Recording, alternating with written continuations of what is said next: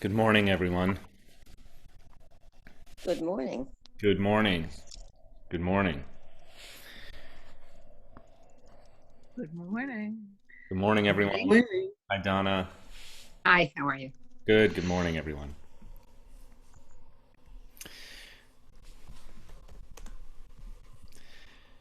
Good morning.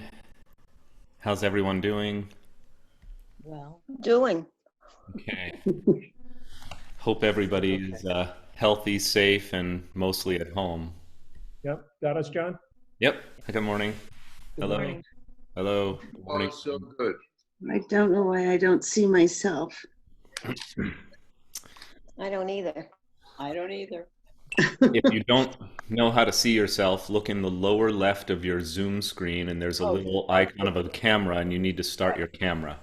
Oh, Start video. Good morning. John, can you see me? Norman? You just, who's that? Nope, I don't see Norman. you. Nope. You don't see me? Do you see me, Marcia? Marcia, I see you just fine. Okay. Good morning. I'm sure you don't see me. Jill Baton, do you see me? No. I don't see myself. Rabbi, can you see No, me? you have to turn, if you want me to see you, you have to turn your camera on. How do you turn the camera on? So in the lower left of the Zoom screen, you'll see a little icon of a video camera that will say start video or stop video. If you're broadcasting, it will say Got it. stop video. If you are not broadcasting, it will say start video. Good morning. Okay, I Oh, started. this is the first time it didn't work. That's okay. Just be patient. Sometimes it takes a moment to get the video camera started. Good morning, Jonathan. everybody. Good morning, everyone. Hi. Jane. Morning. I don't Good know morning. if I'm on. Good morning. I don't see myself. Oh, there it is. Okay, got it. Yep. Hi. Hi, Lenore. Lois. I see you. Good morning. Morning, And you Hi, see me? I don't see me, Lenore. You I see me, see. John? I see you, Lenore. I see you now, Norman. Yep. Okay. Lenore, Ah. you're- Thank Good. you. Do you see me, Rabbi Blake? I do.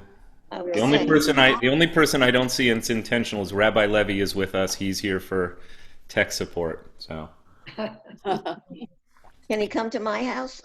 that's very funny. How nice to see everyone.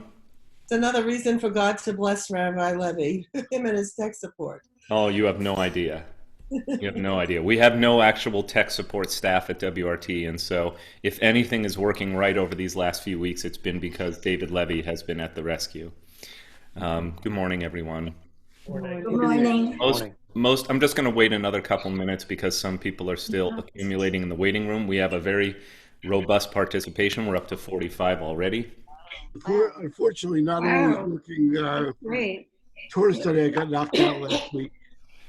I can't comment on why you were locked out of Torah study, but I know that David has been doing everything he can. It was not deliberate, I know that. Yeah, Sasha I'm sure. tried to let me in Sure it a few wasn't. times. I'm sure it wasn't. Good morning. No, Sasha My tried to let me my in. goal, by the way, is going to be to have a class where we don't spend the entire time talking about technology. Good. So let's take a couple minutes just to allow others to check in or to say hi to one another. We do have a couple of people who are joining the Zoom this morning who have deliberately or otherwise not turned their video cameras on. Good morning. Just want to add that I've noticed the internet to be a little slow this morning. I think there's just a lot of people on it for the last few hours, Yeah. and that can Okay. slow things down generally. in Yeah, terms of it could. the I mean, a lot of this transmission has to do with also quality. what's happened. Yeah, some of it is on Zoom's end, some of it is on your end, if you depending on how your internet connection is, and some of it may be on my end, but I have a pretty good Wi-Fi setup in my I house. can't see. Rabbi, they tend to blame you for everything that goes wrong. So if something goes right, even if it's not your fault, you might as well take credit. Yeah, I've gotten used to that. No worries. This isn't working. Who says this isn't working? Me, Audrey. Audrey? Okay, well, we can hear you just fine, Audrey. It's just that you haven't turned your video camera on. How do I do that? The lower left of the Zoom window, you're going to see a little icon of a video Ah. camera that says start video or stop video. You click on that and it should allow you to start your video. If you have an iPad, it's at the top. Right. It didn't work, Richard. At the top You know right. what? My iPad didn't work at all. I had to go on the laptop. There's only 50 people here. I don't know if we're on. Wait, what happened? Audrey, we still hear you. We just can't see you. Here, let me try and prompt you to start your video there. Does that help? Here, here. Okay. Um, Meanwhile, we hear you just fine. There you are. Good. Oh, Perfect. okay, thank you. You're welcome. Okay, we're gonna just wait like one more minute till 10:20, and then we'll get started. While I'm here in the room, let me go over some of. First of all, just an important detail for the class. I wasn't able to access my files on where we left off in the fall or in December. So the question I have is, did we cover the book of Daniel, or had we not gotten to the book of Daniel? I have my notes. Good. Yes, Or we not. did. We did. We did. We got through the book of Daniel. I'd like to Yes. hear the book of. Good. Daniel. Yes to Daniel. Okay, good. That's very helpful. So I can do just a brief kind of like synopsis of where we've been.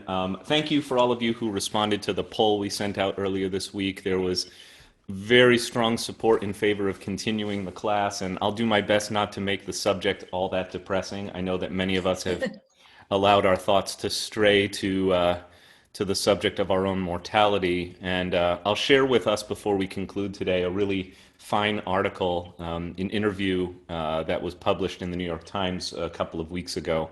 But these have, of course, been difficult days, and I know WRT has been very much absorbed in the work of caring for people who are sick, and we have had a number of bereavements in our community, so our hearts and our prayers go out to everybody who's been so personally and devastatingly affected by the pandemic. Just have to urge everybody else, and I'm sure you don't need to hear me say this, but please take the protocols very seriously about keeping yourself at home.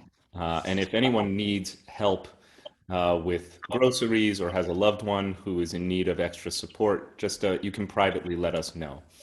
I'm going to talk to you about Zoom etiquette and what we expect for how the class is going to work today. So when I'm speaking, I'm going to mute everybody. I'm going to do that right now so you see what happens. Everybody is now muted, which means that you can hear me and only me. And I'm going to keep it that way, at least for the next little while. I've given you the ability to unmute yourself, but I think what would be helpful is if, in order to signal that you'd like to speak, you can digitally raise a hand. There's a way to do that in the chat window. If you call up, or you may even have the option. I'm the host of the meeting, so I can't raise my own hand, but you can. Rabbi, Yeah, Rabbi you- Levy. So the raise hand feature is not enabled in this version. You can put in a reaction, which is a thumbs up or a clap. Well, that's funny because Steve has his hand raised. You do it in the participants. On the bottom, there's a list of participants, and if you click on that, you see everybody's name, and on the bottom, There you go. it says raise hand. Not in the chat window, in the participant window. Thank you. Okay. So, David, can you just direct people to where they can find the participant window so they can try out the raise hand feature? So if you're using a computer, I can load it on my phone so I can have a feel for what it would look like on an iPad. But on a computer, you would click on participants, which is, the two little heads. And then once you open that window, you'll see a raise or lower hand option on the lower left-hand corner, little like 5-hand movement. Exactly. So some of you are testing it out now. I see Elliot Rose, Jill Bayton, Michelle Braun, Jay Jacoby. A lot of you have just raised your hands, and then you can lower your hand. That will be the best way for me to know who would like to chime in with a question, and we can acknowledge hands that way. And you can unmute yourself at that point, or we can mute you. Unmute you, rather. So that, I think, is the best way for a class of this size. I'm delighted that we have 55 people on the call or on the meeting with us this morning. That's fantastic. And I think that's really about it. I mean, as usual, be respectful, have fun, don't hesitate to ask a question, but also do hesitate to monopolize the room with all of your questions. So, and the only other thing I can direct you to, if this is your first time Zooming, at the top of your Zoom window, you'll see a little icon near the top right that says either speaker view or gallery view. And that's a toggle switch. If you click it, it will change the view. Speaker view allows you to see me, or whoever is speaking at the time. And gallery view is like Hollywood Squares. It shows you everybody who is on the call with us. I have the... I was just going to say, if you're on an iPad, you would swipe to look at the gallery, or not. So swipe one way or the other. Got it. So drag your finger, swipe across the screen to switch the view. On a laptop, there's a little icon that allows you to toggle between speaker view and gallery view. And there will be a couple of times today where I'm going to, or through much of the class actually, I'm going to be sharing some of the text here, sharing what's on my screen. So let me show you how that's going to work. Just a moment. That is not what I wanted us to see. Let me close that. So for instance, when we look at different texts such as this one, I have up on my screen the text, and now everybody is able to see what's going on and can follow along with the text that way. Though, as usual, it may be helpful to have your own copy of a Tanakh by your side so that you can consult verses if you wish. I'll do my best to bring up verses on the screen using this wonderful website called Sefaria, which is a huge directory of Jewish sacred literature. So I'm going to just, I'm still admitting a few people who are joining the Zoom. And I'm going to give Rabbi Levy the ability to admit people to the room. So, sorry, just give me one moment. Rabbi Levy, you're now a co-host. Does that give you the ability to welcome people if more people accumulate in the waiting room? Sorry, I was muted. Yes, it does. Okay, fantastic. All right, I'm going to stop my screen share. We'll come back to these texts. Once again, everyone, welcome. It's so nice to have you here for our continuing exploration of Judaism and its views on death, afterlife, and immortality. If this is your first time joining us, a very special welcome. I will endeavor for you not to feel behind. We did a few in-person classes in the late fall, just before winter, where we outlined the biblical perspectives on what happens after we die. I'll reframe those for us in a few moments. And today we're going to start by going into the proto-rabbinic and early rabbinic literature. And I'll explain more about what that means if my terminology is not clear. So hang on for 1 second. Let's test out this feature.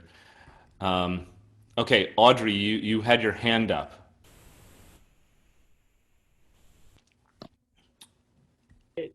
Okay, you had your hand up and I unmuted you. Is there something you wanted to ask or say? No, I didn't. I tried to close it again, but No worries. That's how it's going to work, though. If I see a hand up, I'll try and acknowledge it, but I'll also not, allow myself to get too disrupted. So that's how you use raise and lower hand. I'm going to put everyone back on mute. And we'll begin with a bracha, a blessing for the study of Torah. Baruch atah Adonai Eloheinu melech haolam, asher kidshanu b'mitzvotav v'tzivanu la'asok b'divrei Torah. Especially now, we are grateful to the Holy One for the opportunity to immerse ourselves in sacred words. And let me just give us a little bit of a brief walkthrough, a synopsis of where we've been so far. Because here to date, we have looked only at the biblical literature on the subject of what happens when or after we die. And although the Bible does not speak in one uniform voice about this, or for that matter, about anything, some general, reasonably consistent conclusions can be drawn from a wide swath of biblical literature on the subject of death and what happens after. Namely, throughout most of the Hebrew Bible, the answer to what happens after we die is not much of anything. In other words, what the Bible posits fairly consistently from Genesis all the way to the end of Second Chronicles, and I will note a few important exceptions to this general rule, is that when you die, you're dead. And there are numerous passages that we examined in our in-person classes in the fall that point to a belief system that was widely shared among ancient Israelites, that after you die, you enter a shadowy underworld realm called in Hebrew Sheol, definitely not to be translated as hell, because it is not associated with punishment, nor is there any valence to going to Sheol that you did something wrong with your life. Good and bad, kings and peasants, all go to Sheol when they die. That seems to be the basic premise. And Sheol is not necessarily a happy or a fun place, so it's not heaven either. It's not what Christian tradition would later call purgatory, because it doesn't serve the function of purifying or purging sinful souls before going on to some better hereafter. None of that enters into the biblical consciousness. In fact, there's no mention in the Hebrew Bible whatsoever that after you die, something called a soul lives on after you. We're going to explore where that idea does come from today. It actually comes from Plato and the Greeks and makes its way into the Jewish tradition by way of cross-pollination, or what's called syncretism, when one religious or thought system meets up with another and takes on attributes or postulates each of the other. So the idea is basically throughout the Hebrew Bible, when you die, you're dead. It's better to be alive than dead. And the general consensus of the Jewish tradition, at least in the Hebrew Bible, which is, of course, the oldest stratum of Jewish teaching, is that life is kind of the emes. Life is the end-all, be-all. You're supposed to accomplish much while you're here.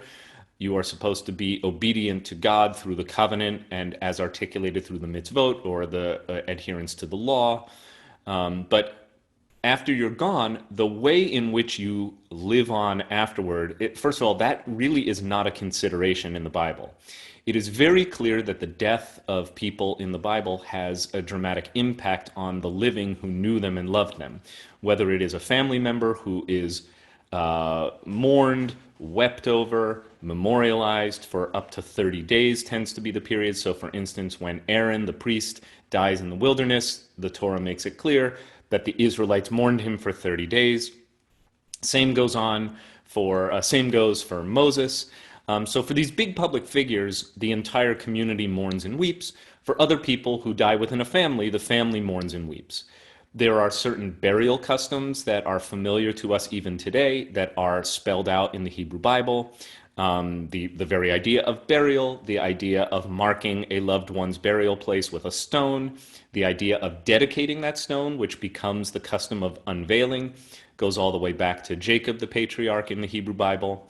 The ideas of Shiva, of a 7-day intensive mourning period, and as I mentioned before, a Shaloshim, or 30-day mourning period, are all mentioned in the Hebrew Bible.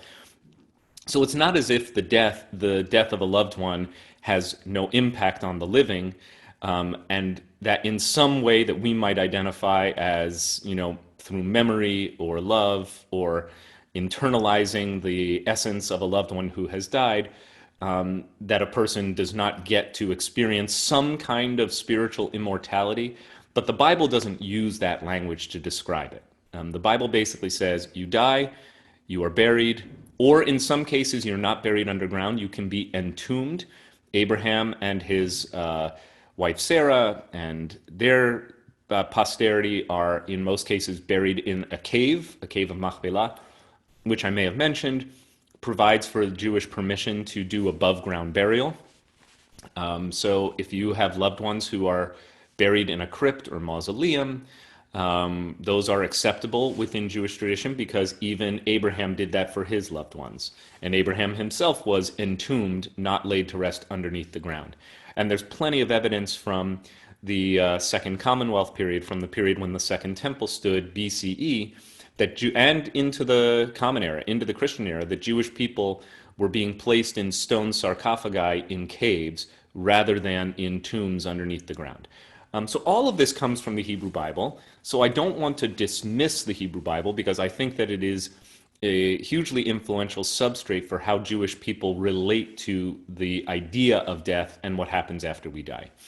The lone exception to what I've just laid out is the book of Daniel. And when you get, and only the last part of the book of Daniel, and it's entirely possible that, like most parts of the Hebrew Bible, the book of Daniel itself is anthologized from different sources. In other words, it's a composite text, like the Hebrew Bible itself, possibly reflecting the viewpoints of multiple authors. And most scholars believe that chapters 10 through 12 of the book of Daniel are the work of a single author who lived during the Maccabean uprising, during the time of Mattatyahu and Judah Maccabee and their followers. This is, of course, memorialized each year as the Hanukkah story.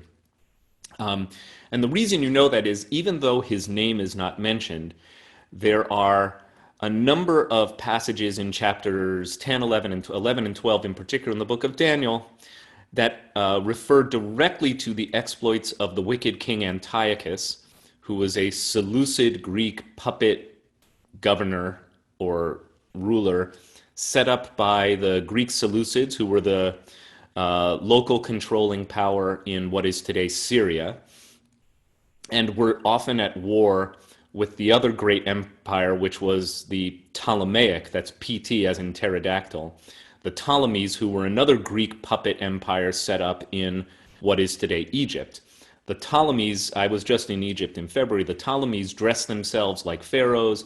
They built massive temples in the style of ancient Egypt, meaning in the style of temples that were thousands of years older than the Ptolemies. The Ptolemies we're talking about 200 BCE. And the story of Hanukkah takes place between about 175 and 167 or so, or maybe 164 BCE. So the early part of the 2nd century before the Common Era. And there are details in these chapters of the book of Daniel in very, very astonishing similarity to other historical records. In other words, this is an area where archaeology and other texts bear out the conclusions that the book of Daniel presents about the exploits of King Antiochus. Up until where the book of Daniel predicts how Antiochus is going to die, and basically says, well, Antiochus is going to die by attacking Egypt, and will fall in battle. And history proves that Antiochus never went to Egypt. He was not victorious. He actually retreated from a campaign in Egypt under Roman threat, and instead went on campaigns in Armenia that were successful, Babylonia, Susa, which is in modern-day Iraq, and he eventually died of natural causes of some kind of disease in 164 BCE. The book of Daniel gets everything right about King Antiochus except for the very end of his life. That has led scholars to conclude that the book of Daniel was written sometime before 164 BCE, when Antiochus is known to have died. And furthermore, for the purpose of our study, you have to understand that everything the book of Daniel says, at least in these last 3 chapters of the book, can only be understood by getting the context in which it was written. And the context in which Daniel was written is that a number of pious Jews had risen up in revolt against not just Antiochus and his brigades, but also especially had risen up against the Greek-installed puppet governor Jason, who was ruling out of Jerusalem. The Hanukkah story, although it may never have been taught to you this way, is effectively a civil war, even more than it was a war of Jews against Syrian Greeks. It was very much about assimilated Jews, or I should say, a very devout, we would call them Haredi, or God-fearing, very observant Jews, persecuting or fighting against the assimilated Jews and their representative in government. And so many of the Jews who fell in battle are viewed sympathetically by the author of the book of Daniel. These Jews, like the followers of the Maccabees who died, the book of Daniel, the author of the book of Daniel, believes that their death was not just because, according to him, these are the good guys of the Maccabee story. And even today, even we Reformed Jews, who I shudder to think where we would have fallen on the, if we had to choose sides in the ancient, if we had been around during the time of the Maccabees, I worry that, we Reformed Jews would not have been viewed very kindly by the Maccabees, who were these really, really, really bear with me if I say this, Taliban-like Jews, like extremist, militant extremist Jews who believed that the only legitimate government could be a government installed by God himself. So they were messianic, they were really, we would say in Yiddish, verbrennte, right? They were on fire with their beliefs. They were fervid. So the Jews who died in battle, who were on the good side, are viewed sympathetically by the author of Daniel, who basically says in the last few chapters, and in the end of days or in time to come, God is going to resurrect those dead and allow them to experience eternal bliss and happiness in a hereafter as recompense for their unfairly having been killed in battle. In other words, so the book of Daniel is the first and the only book of the Hebrew Bible to bring up the subject of resurrection in a real and sustained way. There are other poetic allusions to the idea of the dead coming back to life. Most of them, by the way, are kind of a straw man argument where the psalmist might say, can the dead praise God? Will the dead come back to give song and praise? And then the rhetorical answer is, of course, no. So most of the Bible, if they even mention life after death in the Hebrew Bible, it's to reject the premise altogether. The book of Daniel is the lone sustained exception. And the only thing I would add to that is some people have said, but Rabbi, what about Ezekiel chapter 37, the famous passage of the dry bones, where Ezekiel the prophet has a vision of bones coming together in a deserted valley. These dry bones that have long been left to desiccate in the sun. And all of a sudden, they start connecting and they become a living being and they come back to life. It's the text at the heart of the old American Negro spiritual, the slave spiritual, dem bones, dem bones, dem dry bones. And it's the one that goes into the hip bone connected to the, I don't know. We've got some physicians here. Hip bones are probably connected to the leg bone, right? Okay. So that passage, however, I've studied it many times, and I've been asked about this question, about this passage, every time I teach this material. I reject that the prophet Ezekiel was talking about resurrection of the dead in general, because he goes on to say, these bones, the prophet speaks in the mouth of God. So God says to the prophet, you see what these bones are doing, how these bones are coming back to life and becoming a man? These bones are the destroyed communities of the people of Israel. I'm paraphrasing.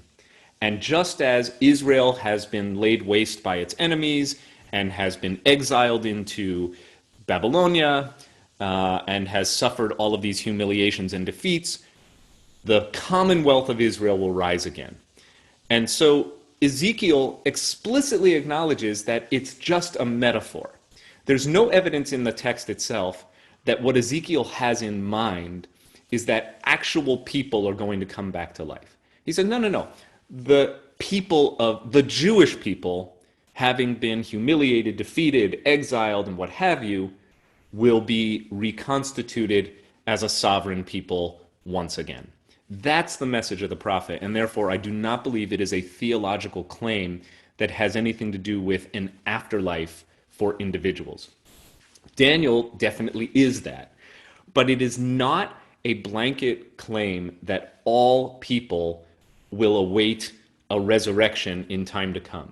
It is specifically only about one group of people, those pious fighters on the side of the Maccabees during the war against Antiochus that later will be memorialized in the Hanukkah story, those Jews who died even though they were on the cause of right and good and justice, they will be resurrected, and God will reward them. And all the bad guys who lived, by the way, they will be punished. That's where the end of the book of Daniel goes. Not coincidentally, scholars are in total agreement that the book of Daniel was the last book of the Hebrew Bible to be composed. It reflects its time. Like all literature, it reflects its circumstance. It was preaching a message of comfort to its audience, particularly those who had perhaps sided with the Maccabees and who felt that too many good people had been killed.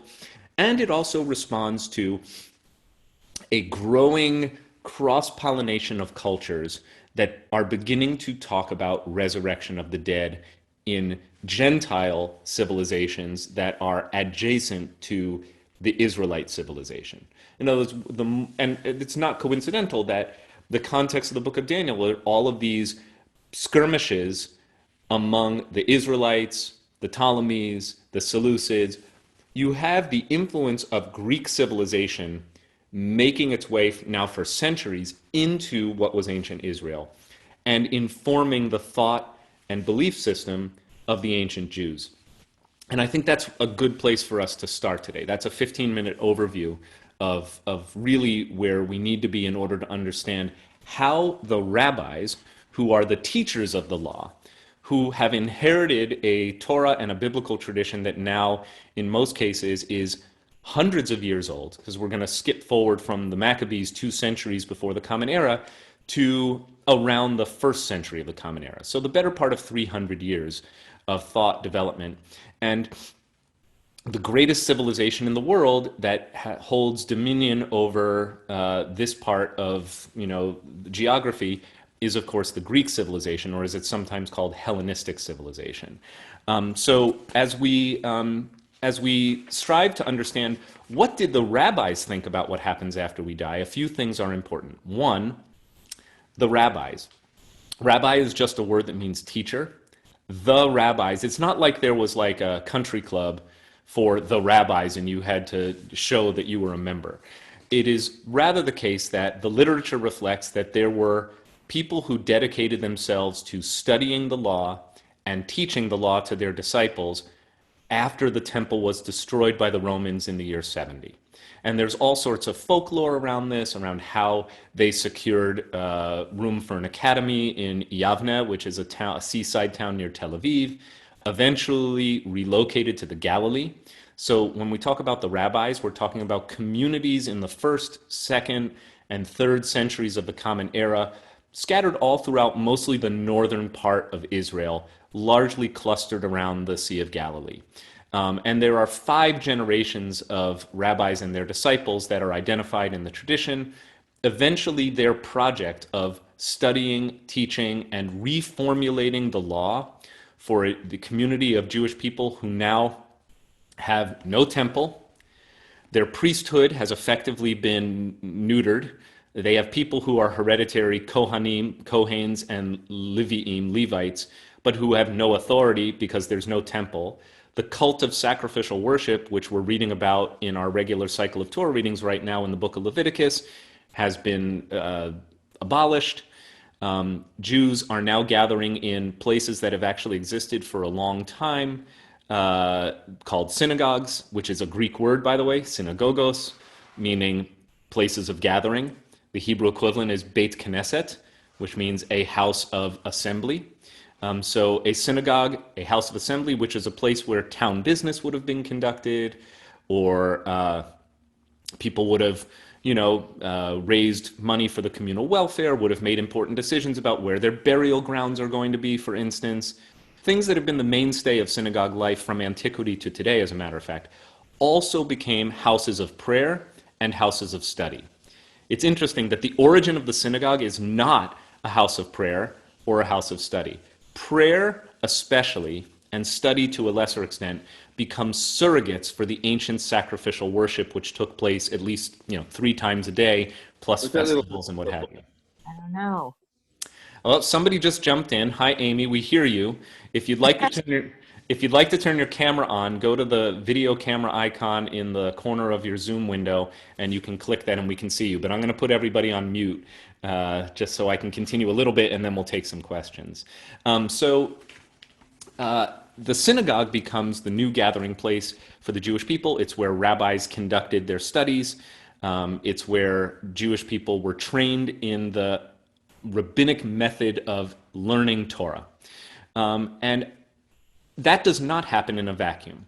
It is important to understand that these rabbis were often living side by side with Christians, with Romans, and within a culture that for centuries had been influenced by the wider Greek or Hellenistic civilization. So there are wide degrees of Jewish observance and non-observance. It's much more complex than I think many of us have an image of it being. The Jews were, as Jews have always been, not on the same page about the right and best way to observe the Jewish tradition. But the rabbis emerge as the dominant class of Jewish leaders. Instead of being a culture or a cult that is centered around a hereditary priesthood, a temple, and a cult of sacrifice, we become what I call a learning meritocracy. The Jewish people becomes a culture or a civilization that venerates above all the acts of study, prayer, and following mitzvot. And in the absence of a sacrificial system centered around a temple in Jerusalem, where Jews were, by the way, more or less permanently exiled after the failed Bar Kokhba revolt in the first half of the 2nd century BCE. By the year 135, Jews were forcibly exiled from Jerusalem. Many of them perished. Jerusalem was renamed by the Romans. It became a Gentile or pagan city. And at this point, Jews are really in diaspora. You have these, images even from 70 years earlier of the temple being destroyed by the Romans. If you've seen the Arch of Titus in Rome, among the many ruins of ancient Rome, you see an image of Jewish slaves being carted off in chains with their menorah, the signature symbol that stood in the old temple, at the front of the line as the great treasure of the Jewish people. Jews were basically brought in chains all throughout the Roman world, the Mediterranean Rim. But many Jews did remain behind, and the rabbis become the elite of the Jews who remain behind.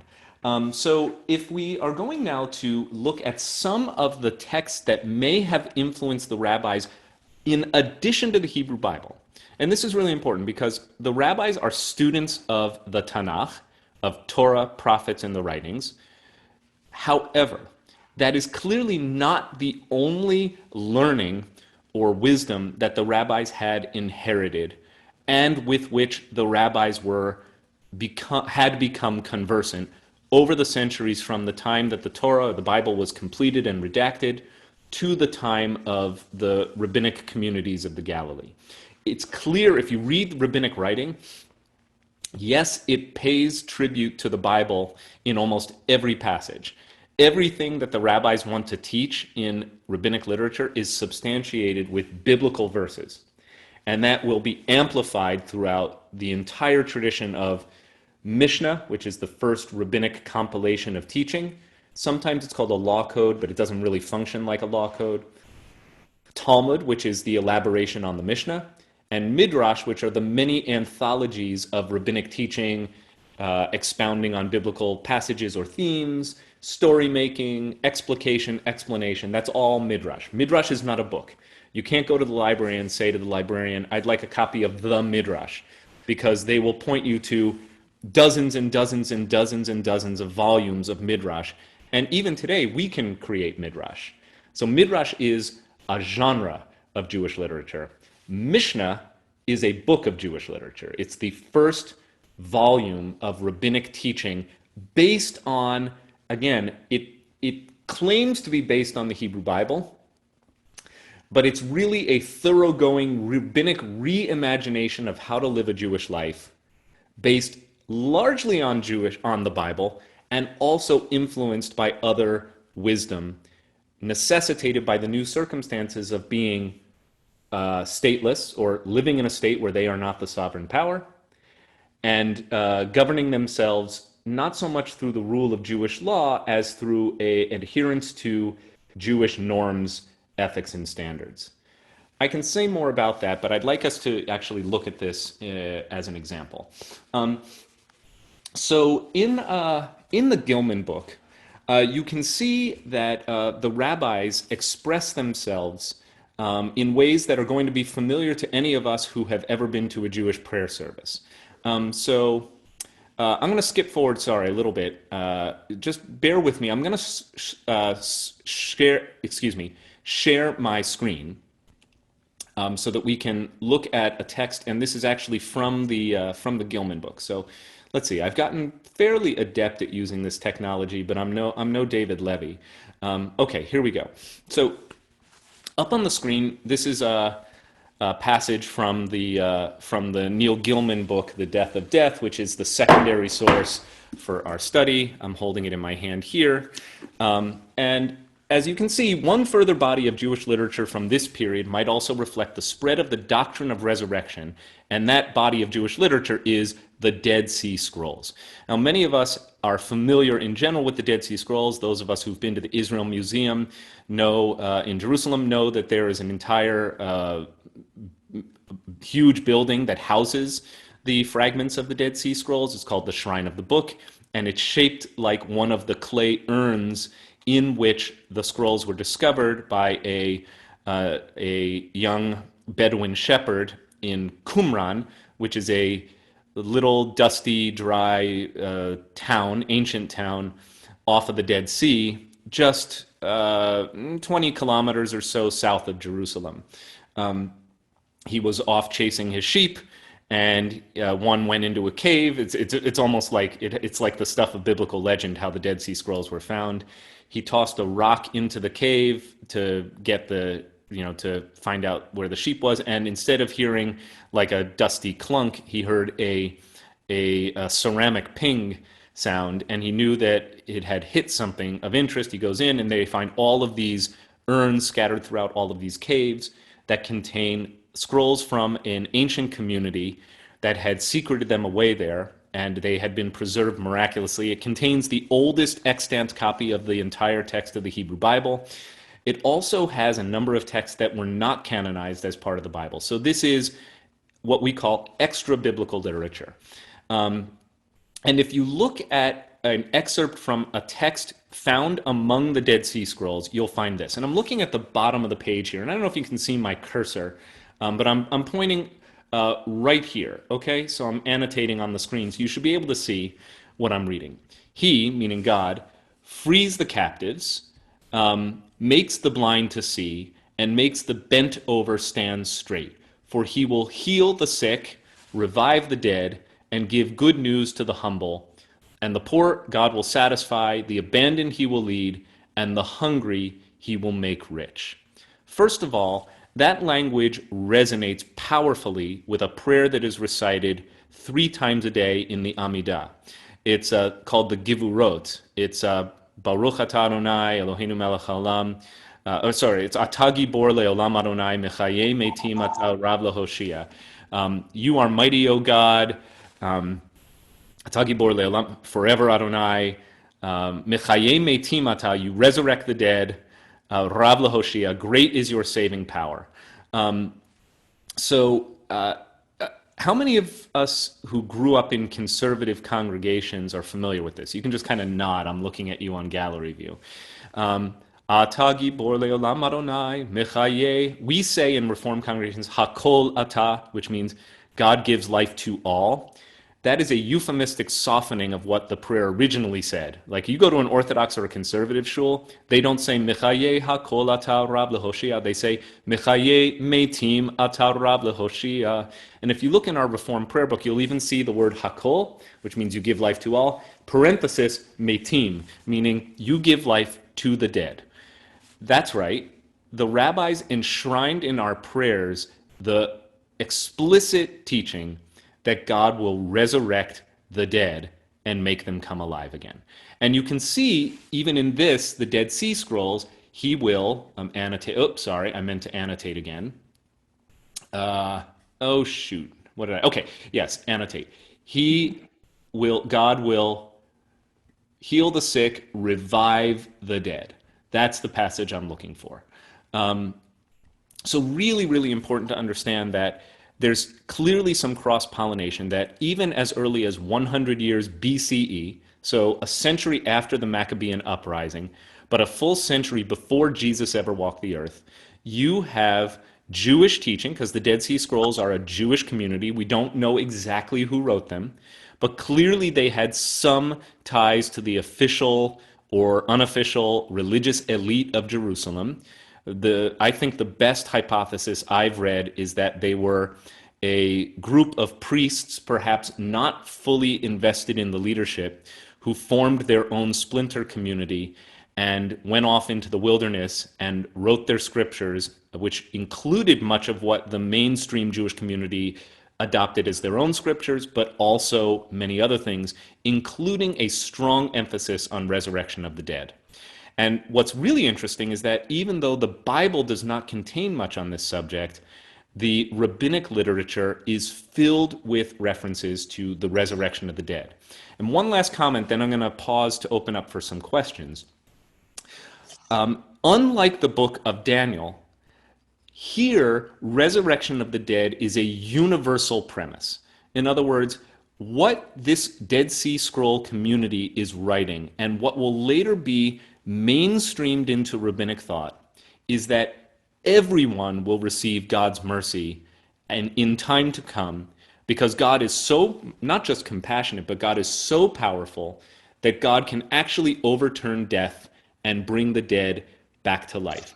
That idea, which we see here from this Dead Sea Scrolls passage that Gilman has brought for us, is enshrined in a prayer that is recited 3 times a day called the Givurot, which means God's power. And so and it's silly that it has such a jaunty melody. When we say, Mechakel Chayim Bechesed, Mechaye Metim Berachamim Rabim, we're literally saying, you give compassion to the living, you resurrect the dead and give life to. I mean, it's ridiculous melody for the profundity of the concept it's trying to articulate. But here we have, clear as day, some evidence that even before Jesus ever walked the earth, you have Jewish leadership, Jewish religious leadership, explicating the idea that God is going to bring the dead back to life. And as you see here, actually, the arrow which I annotated previously is kind of applicable here. I'm going to re-highlight. Finally, though resurrection as retribution remains central to the theme, these texts clearly anticipate a significant theological shift which will become central in rabbinic literature. What is now being celebrated is not only the justice of God, but God's power, the final stage in the development of the monotheistic idea. Now God is more powerful than death. Let me explain.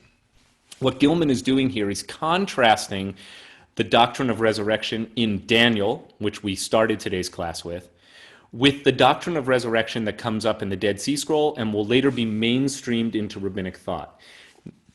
In Daniel, remember, resurrection is only for what was the Billy Joel song, Only the Good Die Young? Resurrection is reserved for the good who died too soon. Those who were on the right side of the Maccabean revolt, who unfortunately got killed, it shouldn't have happened, why were they taken? It's a question, how could a just God allow good soldiers for God to die in battle against the heathens? That's the operating question in the last 3 chapters of the book of Daniel. And here, the premise is universalized. So it's no longer just that God is going to do right or do the just thing for those who were unfairly killed. Now it is, God is so powerful, not just, but powerful, that God has dominion even over death. And that's a very important theological mutation or shift that later will influence all of Jewish literature on the subject. So I'm going to unshare my screen for a moment, so bear with me just while it still takes me a little bit of a second to figure out where all the buttons are. We have a couple of people who've joined the Zoom. What I'd like to do is, at this time, if you have a question, raise a hand, or you want to make a comment, you can do so, and I'll do my best to acknowledge at least a few of you. You have to raise your hand digitally. I see Jay. I'm going to unmute Jay because I see your actual hand. Okay, this is my dad's childhood friend, Jay Jacoby. Nice to see you. Yeah. Hi. I'm coming to you from North Carolina, Asheville, North Carolina. It's the first time Doug and I have seen each other face to face in over 50 years. I have two questions, Rabbi. Could you put what you've been saying about resurrection into context with the passages in Kings where Elijah and Elisha both resuscitate people, maybe not resurrect? And I think much more importantly, the syncretism with Christianity that's going on and the resurrection of Jesus, which would have been happening around the time that the rabbis were writing. So how much of that is cross-fertilization? Precisely. Excellent questions. Thank you, Professor. Let me tackle both of those, at least sketch them out. The first question is about other passages in the Bible that have to do with reviving the dead or resurrecting the dead.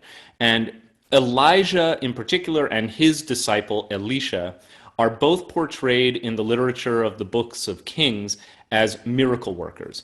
And among the miracles that some biblical miracle workers work seems to be the ability to bring the dead or the almost dead back to life. And the most famous passage is of a young boy who's out in the fields and he's playing, and then all of a sudden he comes in crying to his mother that his head hurts, and the text reports that the child dies. And Elijah rather, performs Elijah or Elisha, performs a resurrection of the child, brings the child back to life, not through CPR. So yes, it is true that motif does exist, and I think there are at least one or two other places where a miracle is worked by a prophet of God.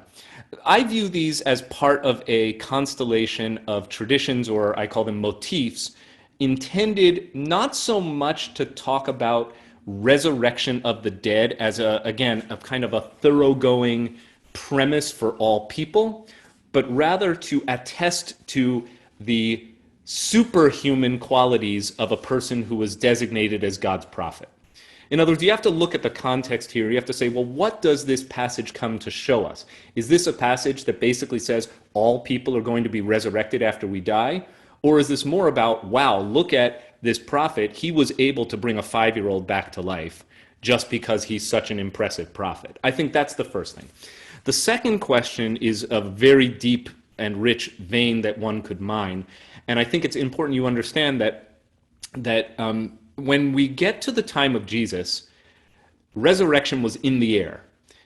There were already huge numbers of people who were buzzing about the ideas that would later become central to the Christian myth. And please understand how I'm using the word myth. I mean myth with a capital M. Myth is master story.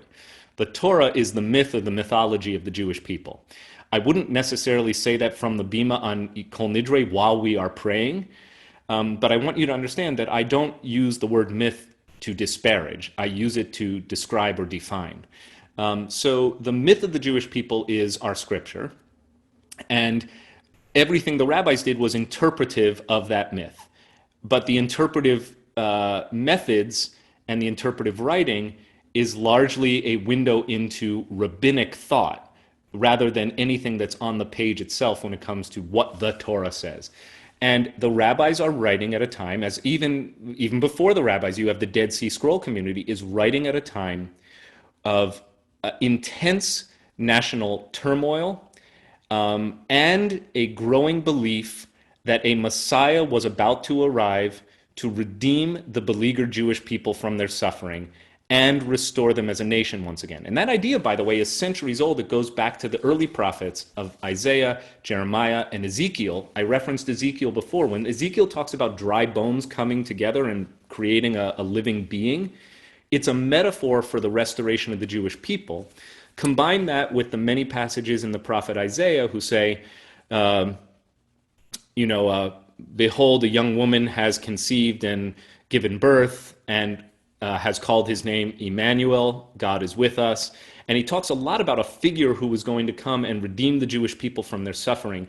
These ideas, which are centuries old, are adopted and studied and embraced with particular fervor the more oppressive the Roman rule becomes over Judea in the century before and especially during the time of Jesus' life. So Jesus steps onto the world stage at a time when Jews were already, I think, primed to embrace a Messiah figure. Now, it is true that Jesus' earliest followers were all Jews, and I believe that he happened to be the right person at the right time, and he happened to have an excellent PR agent in a guy named Paul, who attested to Jesus's abilities as a miracle worker himself, very much molded on Elijah of the Hebrew Bible. You know, all of this writing about Jesus takes place 2 decades after his death at the earliest. The Gospels aren't written until 4 decades after Jesus' death. So written during a time when people may have known Jesus, but are much, much older. It's been a long time. You know, I couldn't remember what I taught you 4 months ago. These are people who are writing the life and times of Jesus 4 decades after he died on the cross. So by the time the traditions around Jesus are written, it's now the year 70, or Paul writing the earliest is in the 50s, not the 1950s, the 50s of the first century of the Common Era. Up through the 70s, 80s, the Gospel of John, the last gospel to be written, was written around the year 100, maybe even later. All of that literature comes from a time and possibly a place where people were already saturated with the notion of the resurrection of the dead. Jews, by the way, were the least likely to accept that Jesus was qualified to be the Messiah just because he had died and been resurrected. That was actually still, I would not call that mainstream Judaism at the time of Jesus or even in the centuries following Jesus' crucifixion. But there's no doubt that Gentile Christians who adopted Christianity in vast proportion, out of proportion to the way Jews did. Jews largely rejected Jesus. They said, yeah, we have this idea of a Messiah. It doesn't look like that guy. The Messiah is supposed to restore peace and harmony, and the nations will no longer fight against one another, and that there will be no more famine and no more suffering, and so on and so forth. This Jesus guy may be an impressive rabbi. He may even be a miracle worker. But these credentials do not identify him as the Messiah for me as a Jew. And that's largely the Jewish position. Obviously, the first people to follow Jesus were Jews. So some Jews thought he was the real deal. But more importantly, people living in the Greco-Roman world who had never been Jewish. In other words, we call them Gentiles or pagans, though it's hard to hear the word pagan without it coming off as disparaging. People whose religion, as it were, or whose spirituality was not rooted in Semitic language or literature, was not rooted in the Hebrew Bible, was not rooted in Jewish norms. Those people took to Jesus much more readily because they had been growing up in a culture that had already embraced a number of these ideas about resurrection of the dead and were also kind of yearning for a savior to redeem them from their earthly suffering. So all of these things come together differently for Jews than for early Christians. For early Christians, they center around a cult of Jesus, who's at this point a few decades gone. For Jews, the same, I think, yearnings and desires for salvation and for hope at a time when we had been crushed and subjugated by these mighty empires and we had seen people die and be exiled and we'd seen, you know, like the great Rabbi Akiva and 10 of his followers tortured and burned at the stake, which is recalled on the afternoon service of Yom Kippur when we read the martyrology service. Jews who lived through that were also yearning for redemption, but because they felt burned by Jesus and his followers, Christianity was not widely appealing to them. Instead, their own theology changed, and that's where rabbinic thought comes in. That's a very elaborate answer to a wonderful question. Others who have a question, you should use the raise hand function in the participants window because I may not see your actual digits. So any other questions or comments? Or if you, okay? All right. So Now enter into the mix another idea that becomes deeply influential in Judaism. I would argue much more influential than resurrection of the dead. And that idea is the notion of a body that is separate from a soul. Again, this is not a normative idea in biblical thought. In any of the texts we looked at this fall, you will not find reference to a body and a soul as distinct kind of binary compartments of a human being. When the Bible uses the word that now is used for soul in Hebrew, that word being nephesh, it usually just means a living being. And we actually did talk about this fall, that the word nephesh is often mistranslated as soul. If your only copy of the Bible is the King James, you're at a disadvantage, because every time the word nephesh comes up, King James, which is deriving its translation not directly from the Hebrew, but rather from a Greek translation of the Hebrew. So it's like playing a game of telephone where you're already 2 turns removed from the source. The King James Bible thoroughly translates the word nephesh from its Greek equivalent into the English word soul. Praise the Lord, O my soul, throughout the Psalms, for instance. Or when Jacob talks about how depressed he is to learn that his son Joseph has been killed, which we know is fake news.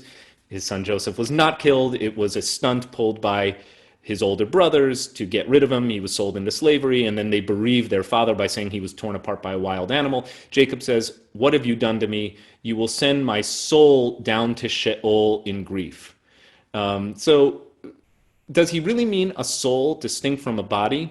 Scholars are fairly consistent in their conclusion that the answer to that question is no, that the biblical literature does not differentiate between a person's body and something else invisible that animates us called a soul.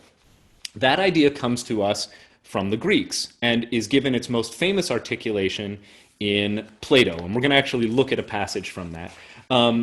This is, like much of Plato's writing about body and soul is distinctly dualistic and Hellenistic. So for Plato, we are made up of dual components. We, meaning living beings. We human beings. And by the way, I think in Plato, only human beings among all living things have this divided or compartmentalized identity, right? This doesn't apply to trees or dogs or fish. This is just people. We are made up, on the one hand, of a body, which is mortal. It degrades, it ages, it's subject to entropy, and it eventually dies and crumbles into dust. And then we are made up of a soul, which is immortal, both future and past, by the way. According to Plato, the soul pre-exists the body, and later the soul is incarnated in the body. Incarnate, by the way, literally means to enter flesh, like chili con carne, chili with flesh or beef, as opposed to vegetarian chili. So incarnate. Any word C-A-R-N is from a Latin root meaning body or flesh. So the soul takes up occupancy in the body, which is its prison, so long as the body is living. And then when the person dies, the soul continues, the body dies, the soul lives on. Almost every funeral that I've ever conducted or attended includes a liturgy, a sequence of prayers, usually recited by the grave, that say, in effect, the body turns to dust from whence it came, the soul lives on forever. It's part of the standard funeral liturgy. It's deeply embedded in Jewish thought. What it is not is inherent to Jewish thought. It is not native to Jewish thought. But then again, what is native? I mean, if you view Jewish thought as the only native thought is that which is within the Hebrew Bible, even that is highly syncretic. There's that word that I used earlier today and that Jay helpfully referenced. In other words, it derives from somewhere else. We are just last night I broke Passover, finished Pesach. Rabbi Levy, although he's a Reform rabbi, he's what I like to call, he's a masochist.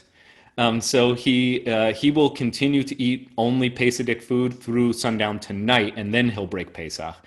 So throughout the Pesach holiday, whether you're observing it for 7 days as I do, or 8 days as many of my friends and colleagues do, David comments in the chat window, I just love matzah. I guess you have to. Really sticks with you. Pesach is a highly syncretic holiday. It probably began as a pagan festival for shepherds who slaughter their spring lambs at this time of year and were doing so long before they ever thought of themselves as Jews or Israelites, and a farming festival for people who were planting barley, who would make cakes out of unleavened bread. And those two ideas eventually merge. And later those merge further with the mythology of plagues and deliverance from bondage. And so it's a holiday of many, many layers. And that's how religion tends to evolve over time. It syncretizes, it adopts ideas and norms and traditions from surrounding cultures and adjacent cultures and what have you. So we're going to look at a little writing from Plato, who is presenting us with a dialogue with Socrates. Now, if you know anything about Greek philosophy, you know that Socrates may or may not have been a real dude. He seems to function in the literature of Plato as the master teacher from which Plato derives all of his important wisdom. But there's no evidence that Socrates actually left behind a book of his own. So when we read what Socrates said or what Socrates taught, it's always through Plato. So what we don't know is whether Socrates was a real guy, was really Plato's teacher, or if he's just a literary figure who presents us with the wisdom of Plato. But here in this dialogue with Socrates, Plato is the pupil, Socrates the teacher, and Socrates is about to die. And Socrates will say that the very act of philosophy is a dying, and that far from fearing death, he welcomes death as his ultimate reward. So what he means by that, I think, is that philosophy, when he says philosophy is dying, he means that we attain truth. And of course, philosophy is all about the love of wisdom and the pursuit of ultimate truth. We attain truth only when our soul is no longer imprisoned in our body, no longer enthralled to or dependent on our bodily senses. And the soul can then leave the body and enter into a relationship with spiritual substance. If you're familiar with one of Plato's most famous parables, the parable of the cave or the allegory of the cave, Plato articulates in his philosophy the idea of difference between form and substance. So for Plato, everything that exists in the physical world is simply a kind of replica or a simulacrum, a physical simulacrum of its ultimate form, the master idea of that thing, right? So I've got in my hand a coffee mug. This thing, which we think of as the real thing, this is a physical item, it's ceramic, it has my coffee in it. In Plato thought, a coffee cup is simply one physical manifestation of the form or the idea of coffee cup. And that the real goal of life is to be liberated from our attachment to this and embrace the world of pure form, capital F. Let's read a little bit, and it might come to life a little bit better. So if we're looking at the screen now, you may need to just move your picture window with all the nice faces of me and the other classmates that you can see, and you can grab that window from the top because I'm going to highlight a passage near the bottom of this page. Okay. So this is a passage from Plato, and I'm looking at the very bottom of the page, starting right here. So they're talking about what is death. You see actually where the bracket begins just above it.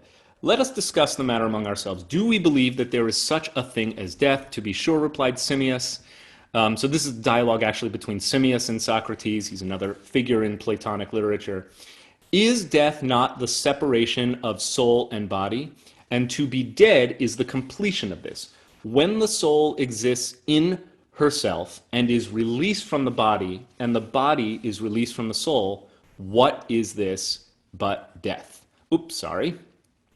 And moving to the next page, up here, sorry. A little bit tricky to do this. Sorry, my computer is just not. Okay, move this over here. Just so, he replied. There is another question which will probably throw light on our present inquiry if you and I can agree about it. Ought the philosopher to care about the pleasures, if they are to be called pleasures, of eating and drinking? And Simmias replies, certainly not. And what about the pleasures of love? Should he care for them? By no means. In other words, what they're going on is, what the argument will go on to say is, if the real goal of life is actually to embrace the pure world of form, the only way to do that is by dying. And this is why Socrates welcomes his own death. He is eager to shed the prison that is keeping his immortal soul bound to the physical and release the soul, which, after all, is, for Socrates, the realist part of his life, of his identity, so that the soul might be among the world of form, the pure world of forms, which is not bound by the physical.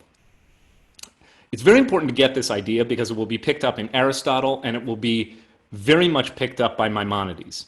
It's a little bit complex and elaborate. For the novice, I think the most important thing to extrapolate from this is that this becomes highly influential in Hellenic thought, in Greek thought, and makes its way robustly into rabbinic thought. The rabbis really pick up on this idea of body and soul together, even if it is not articulated in the Hebrew Bible. And I'll show you just one other passage, and then we'll have a lot of time for questions and thoughts. So give me a second here. Oops, no, I gotta do my share screen. Okay. So we're looking here back in the digital copy of the Gilman book that I have, and just scrolling down a little bit. So we're going to look at a passage from the rabbis. So the canonization of a doctrine is chapter 5 in the Gilman book. 3 centuries after Daniel, the doctrine of resurrection has become authoritative Jewish teaching. The Mishnah, which I referenced earlier today, compiled around 200 of the Common Era, reads, so we're talking, the better part of 400 years after the completion of the book of Daniel. All Israelites have a share in the age to come, not as commonly translated world to come. The Hebrew here is olam haba. Olam is usually, we usually translate it as world, meaning physical space. But if you are familiar with Jewish prayer language, you know the phrase leolam va'ed, which is actually a phrase that denotes a span of time and not physical space.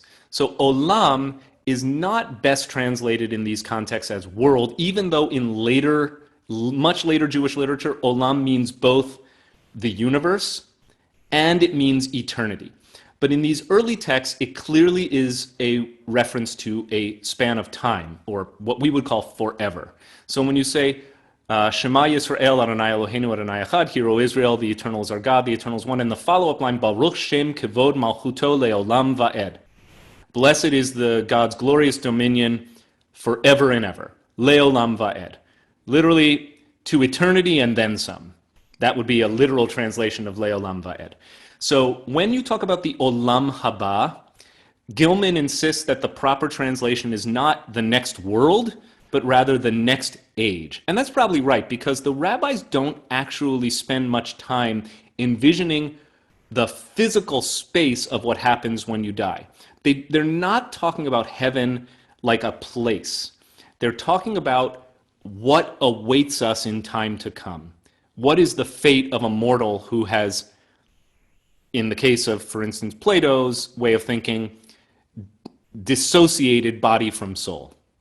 Body dies, soul lives on. but the idea that we're now back to resurrection, that we could come back to life in some way, is articulated here in the Mishnah. So all Israelites have a share in the age to come. As it is said, your people also shall be all righteous. They shall inherit the land forever. The branch of my planting, the work of my hands, that I may be glorified. Taking a verse from Isaiah to substantiate this new doctrine of coming back to life after we die. Did Isaiah really mean that at the time he wrote it? I doubt it. This is how rabbis work. They take old biblical texts and they appropriate them and reinterpret them to mean what they say they want them to mean. It's more what I call eisegesis than exegesis. Exegesis means the art of drawing meaning out of a text. Eisegesis is reading into a text. I'm of the mind that pretty much all exegesis is actually eisegesis in one way or another. And therefore, any text we read, whether it's the novel that you have on your bedside table or Torah, the meaning of that book is a cross product of what the author had in mind and what the reader has in mind and what other readers have had in mind as they go through the text. So it's a very layered process. And if I ever did go back to get my PhD, the field of study that I'm most interested in is something called history of interpretation. It's basically the way in which texts change their meaning over time based on how different communities and people interpret them in different places in different eras. Just scrolling down on the Gilman here, here's the fascinating counterpoint to what was just articulated in the Mishnah. And these are the ones who have no portion in the age to come.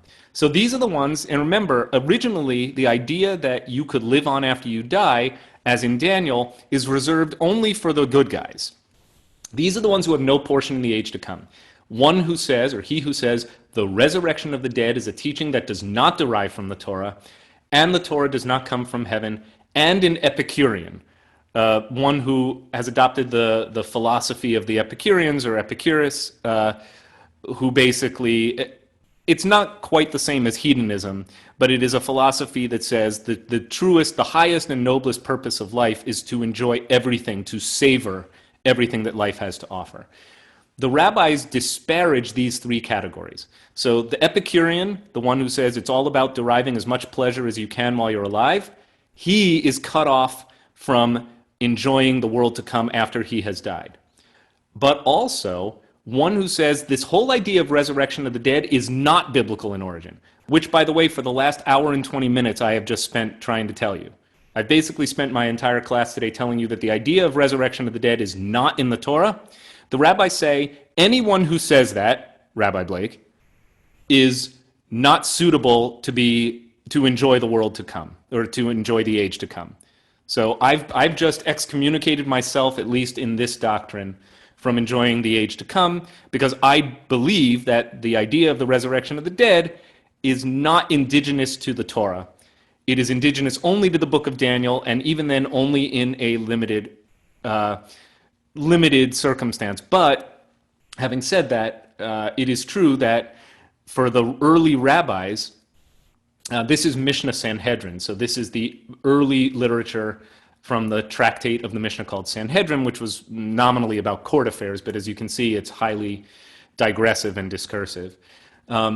So they want to substantiate resurrection of the dead as a biblical precept. And of course, that's the way you get credibility for something you're teaching. You know, if I got up there in Yom Kippur and I just started preaching a sermon saying, well, this is my view of what Judaism says, or this is my interpretation, that is nice, but it's not sufficient. If you want to give a good sermon, if you're a rabbi, you've got to root your ideas in the Bible. You've got to at least prove that your strain of exegesis has some credibility so far as our source literature is concerned. So the rabbis want to prove that resurrection is a biblical idea. The second being that the Torah is divine. Well, I'm basically 3 strikes out on this one. I don't believe the resurrection of the dead is from the Torah.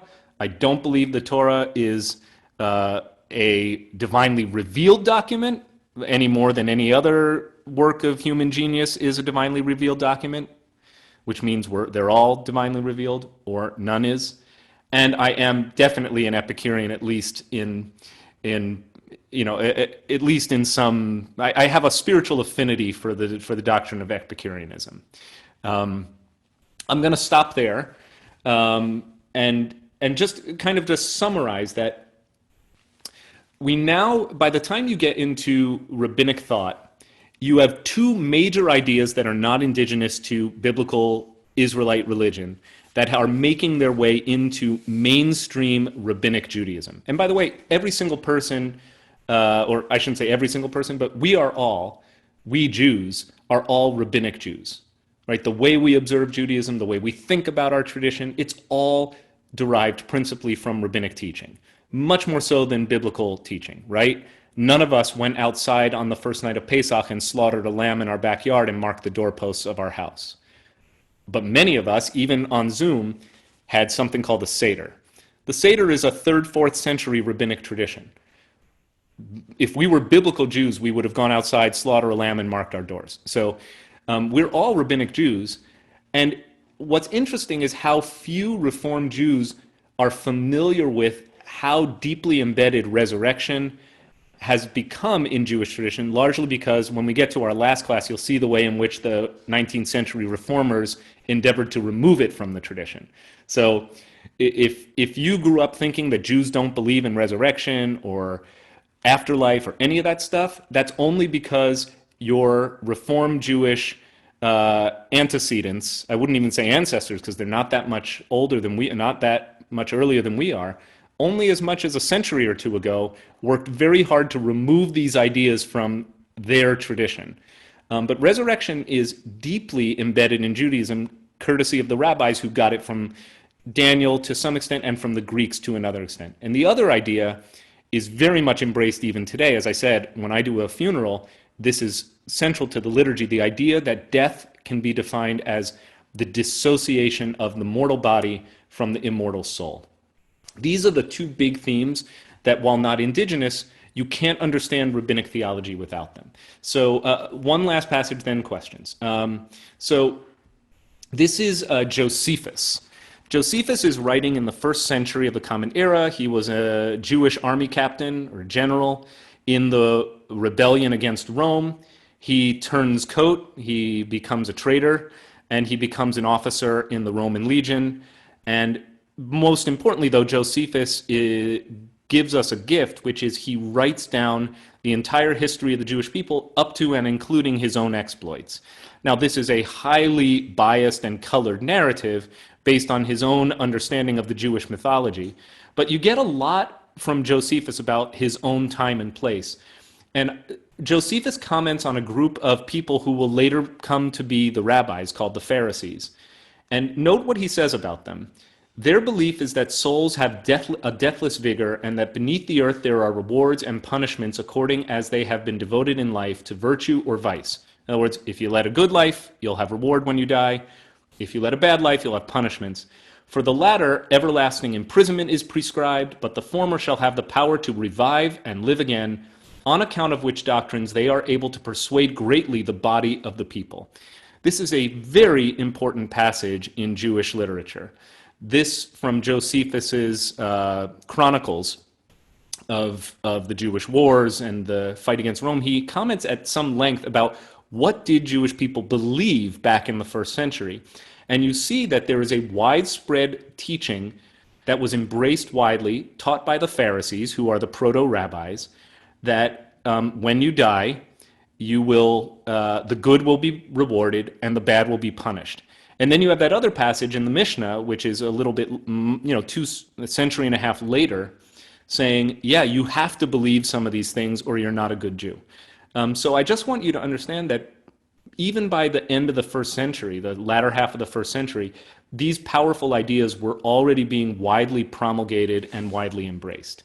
So I'm going to stop the screen share there and devote the rest of the time to Q&A.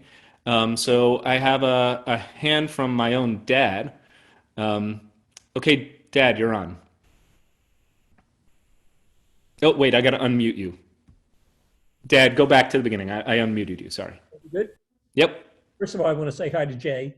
Good to see you, my friend. I want to speak in the voice of your grandmother, John, who I think didn't really give a fig or never talked about resurrection, but she was a devout believer in the concept of some heaven-like structure after after death. Not in a coercive sense, heaven and hell, I think, as Christianity later employed that whole thing. But I'm really interested in how the two parallel ideas, one of resurrection and two of an afterlife, kind of mesh in the Jewish tradition. Because I think the resurrection, not so much, but the afterlife, definitely true for people of your grandmother's age. Yeah, for that, you're going to have to come back next week because that's going to be a major subject of our discussion. Because you're going to see how these ideas get canonized into rabbinic teaching. We're really going to look at, for instance, a lot of passages from the Siddur. I referenced the Givurot passage today, the one that begins, Atah Gibor le'olam Adonai, great is your power, O God, or Atah Gibor, literally, God, you are strong, or you are a warrior, le'olam, there's that word again, not meaning across the world, but rather throughout all time. You are eternally powerful, le'olam Adonai, and that's really important. God has dominion over the full arc of all time, past, present, and future. Mechaye metim atar rav lehoshia. You resurrect the dead. Great is your saving power. That's what Jews say 3 times a day, or sing in that insipid tune.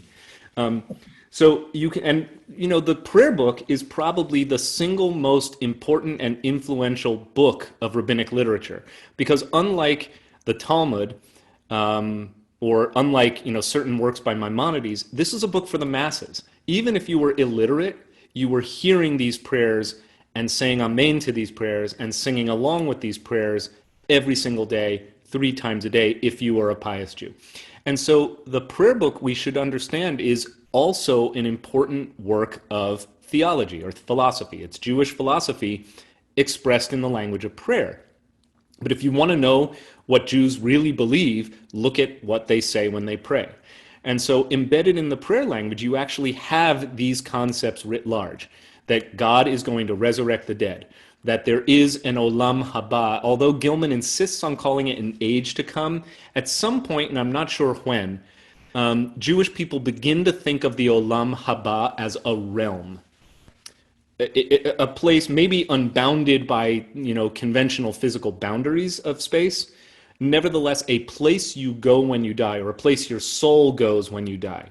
Most importantly, to see people who you love, who have died before you. And right. So even though, you know, even though Mamam Sally, and I remember this as a kid, would talk about her belief in heaven. This is long before she died. I was already a rabbi when my grandmother on my dad's side died. But long before she died, this was part of her belief system, and I always found it, you know, the more I studied Judaism, the more out of sync I found it, until I realized that actually this stuff is deeply embedded in Jewish thought, and probably would have been entirely reasonable that her own family, her own parents, who had absolutely no exposure to Reform Judaism, they were Russian, Eastern European Jews who probably, had they even the language, would have called themselves Orthodox or traditional. Growing up conservative tradition. And you growing up conservative, it's entirely plausible to me that the idea that I grew up in a Reform context, learning that, oh, Jews don't believe in heaven and hell and afterlife and all that stuff.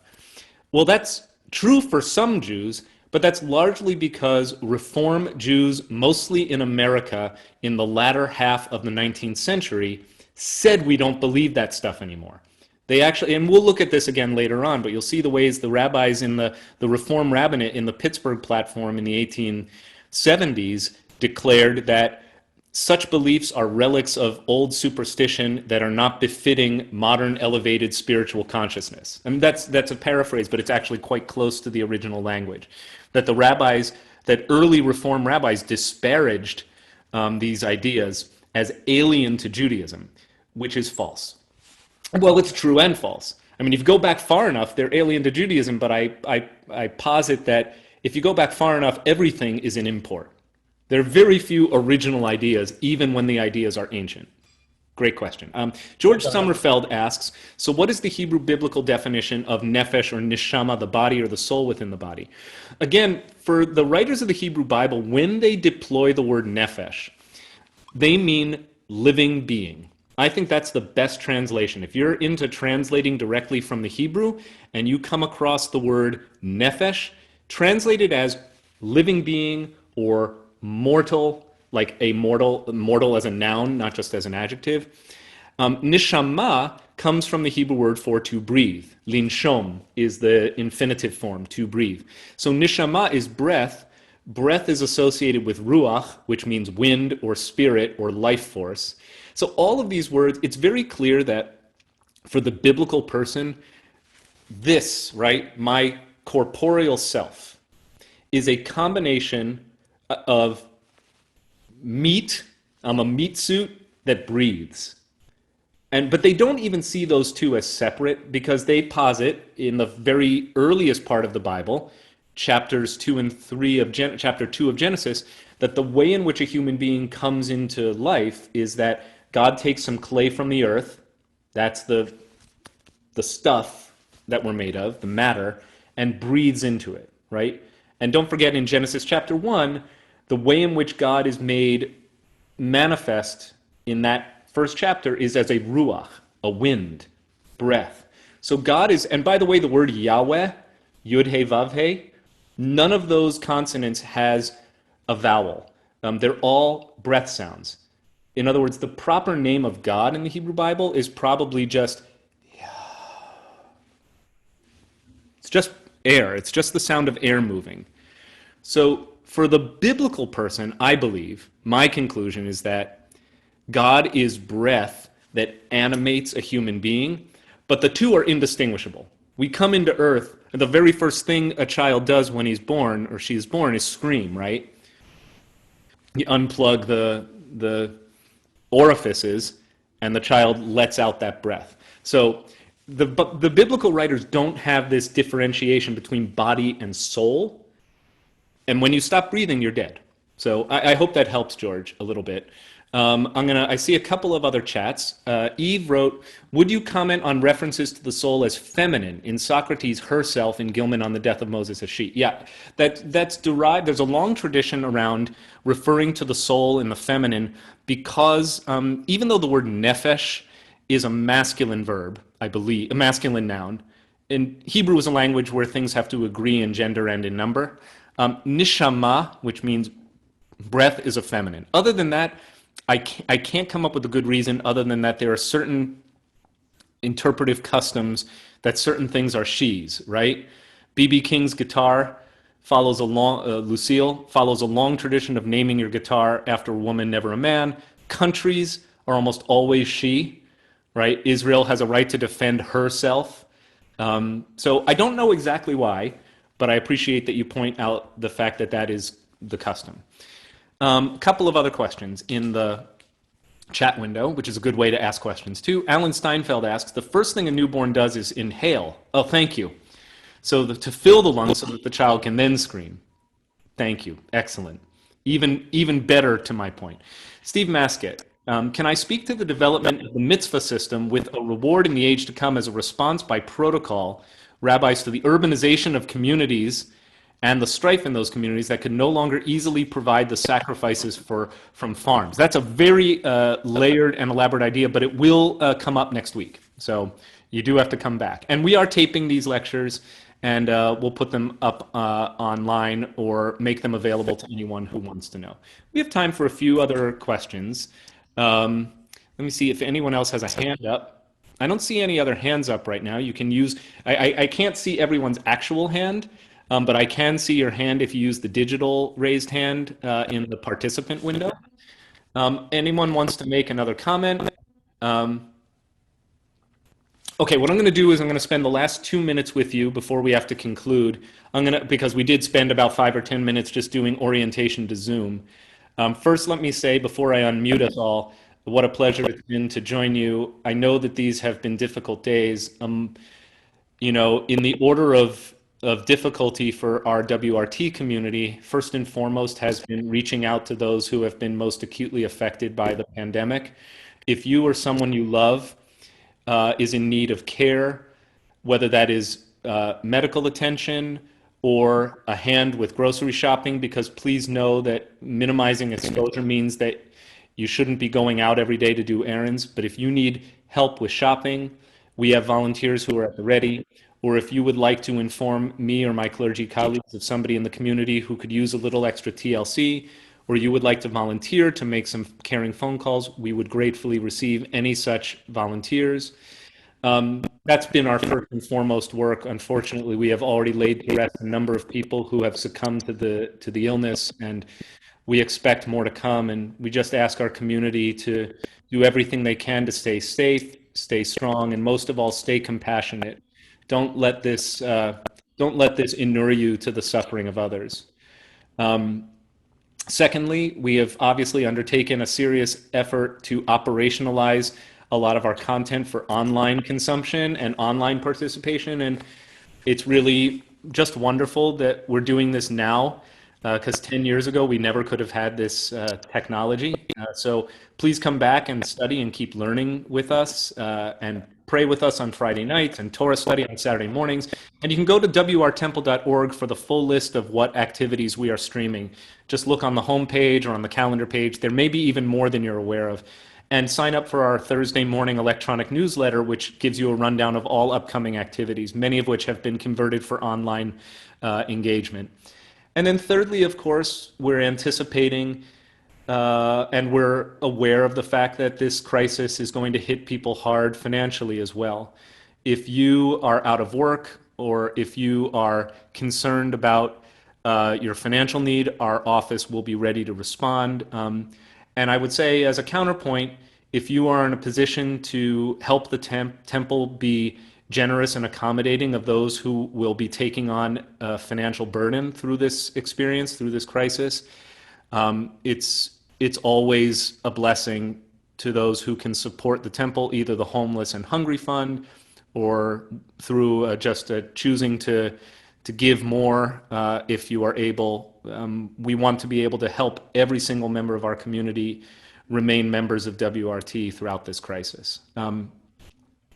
So, having said that, I'm going to hit unmute, let anyone chime in for a minute. I will not take all of your questions because we're just over time. Okay, bye everyone, thanks.